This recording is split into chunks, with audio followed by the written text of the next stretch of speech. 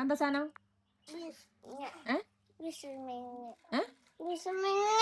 ബിസ്മിങ്ങോ?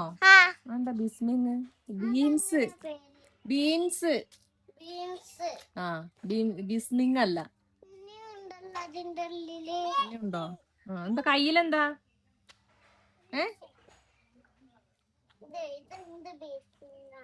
അതെന്താ പറിക്കുന്നേ? ബീൻസ്. റൈസു എന്താ പറിക്കുന്നേ? Beans. Okay. അത് ബീൻസ് അല്ല കുട്ടികളെ, അത് ശംഖുപുഷ്പത്തിന്റെ വിത്താണ്. സീഡ്.